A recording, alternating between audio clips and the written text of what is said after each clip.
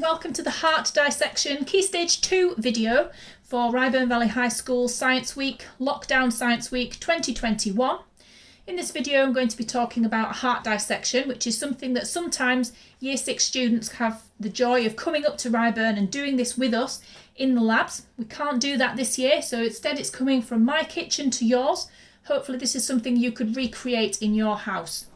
All we need for this practical is just my kitchen chopping board, my kitchen scissors, 2 different colours of string or wool, that's optional, you don't have to have those, and a heart. Now I admit I don't have hearts lying around in my house as normal. I've ordered this from my local farm shop and you can do exactly the same. This is a beef heart, but you can get lamb's hearts as well. They're usually less than £1 each. Beef hearts £2 or £3 and are obviously much bigger, but they have exactly the same features on them that we're going to look for.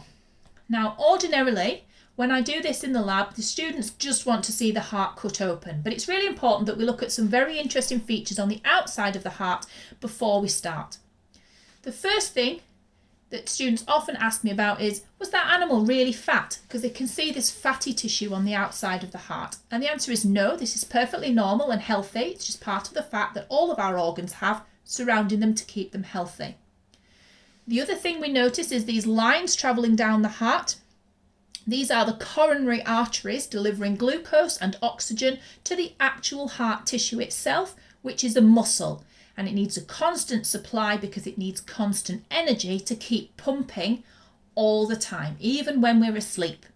Other muscles in our body, like our arms and legs, they need energy to keep us moving. The heart needs that energy all the time. If I lift the heart up, you can see on the top of the heart that it's got 4 openings. There's 2 sides to the heart.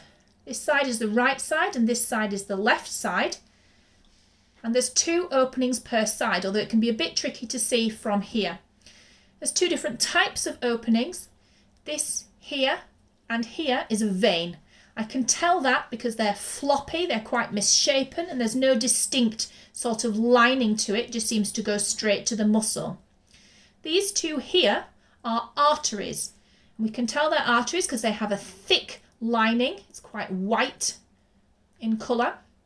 And if I prop the heart up, they're not quite perfect circles, but they're much more circular in shape, have a much more regular shape in an artery than we do in a vein. Arteries always carry blood away from the heart. You can remember that artery begins with A and away begins with A. Veins, V-E-I-N, take blood in to the heart. The way our circulatory system works in us, the same as in cattle, is that blood has been all over our body delivering glucose and oxygen and other nutrients, and then it needs to go back to the lungs to collect more oxygen. It doesn't go straight back to the lungs. It gets a bit of help first and first comes back from the body to the heart. I'm going to use my grey wool to represent that blood, deoxygenated blood.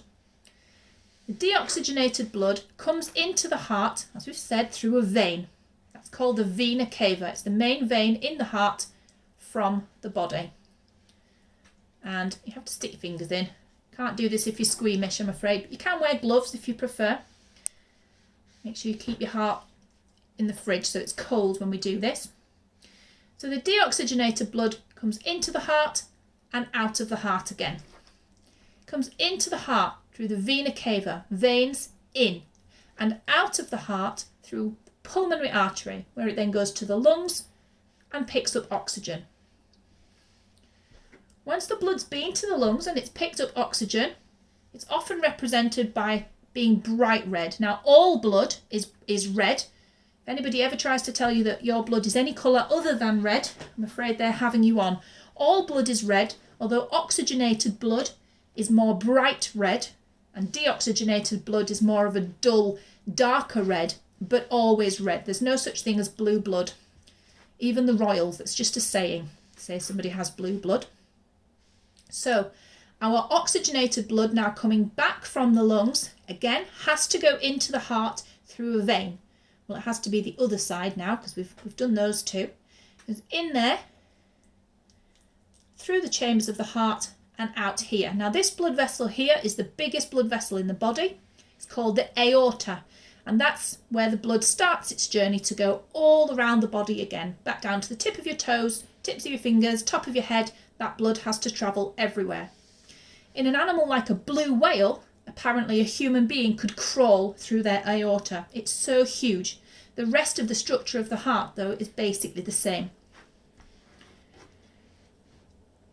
So we know the journey that the blood takes through the heart. Why is it that we need a right side of the heart and a left side of the heart? Well, the two sides of the heart are quite different, and they are kept separate by something called a septum, which is the same idea as the septum you have in your nose. It's the bit that keeps your left and right nostrils separate. The key difference between the right side of the heart and the left side of the heart is to do with where they're pumping the blood to. We've said the right side of the heart only needs to pump the blood to the lungs. And have you ever seen the heart and lungs on a diagram? They're right next to each other. The lungs are here where my hands are, virtually next door to the heart. So the blood only needs to come out of here and then go boop, and it's there in the lungs. So it doesn't need to be pumped very far, so it doesn't need to be pumped very hard. Now this heart has already been cut for me, and so we can see the thickness of that muscle there. I'll talk about the internal parts of the heart in a moment. We can feel it, even if it hasn't been cut. It's been cut at the butcher's already. We can see the thickness of that, and it feels a bit like a rare steak feels. That sort of rigidity to it.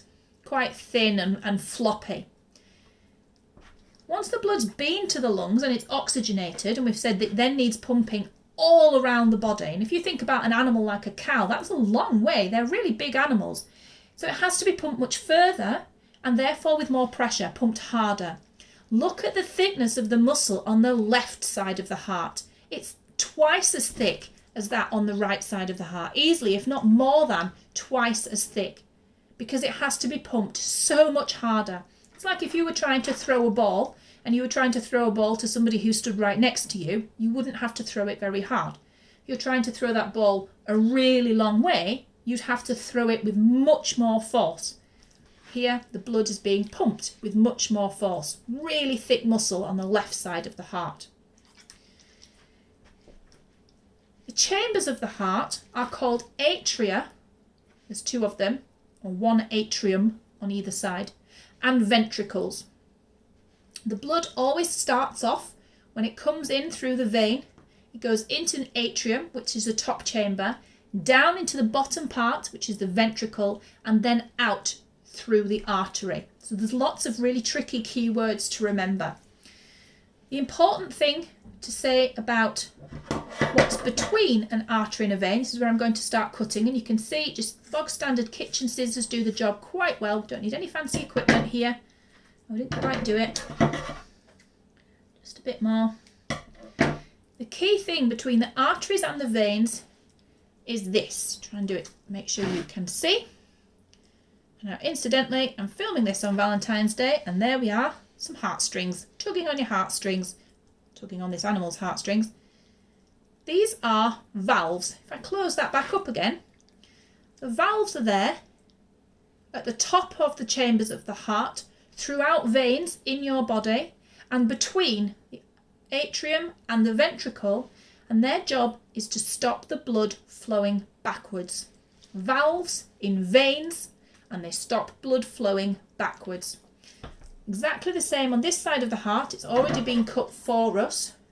Sometimes hearts are cut as part of the inspection process at the abattoir. Exactly the same here. You can see my oxygenated blood would come right down there into the bottom of the ventricle and then pumped out again through here, where this string is here, the aorta. But again, we have these valves at the top that stop the blood flowing backwards. And that's all there is to it, really. Heart. Coronary arteries. Arteries and veins.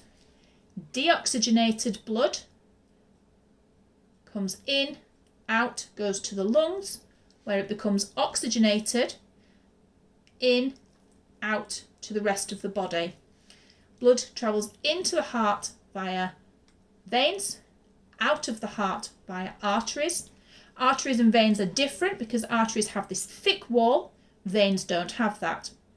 Veins have valves to stop the blood flowing backwards.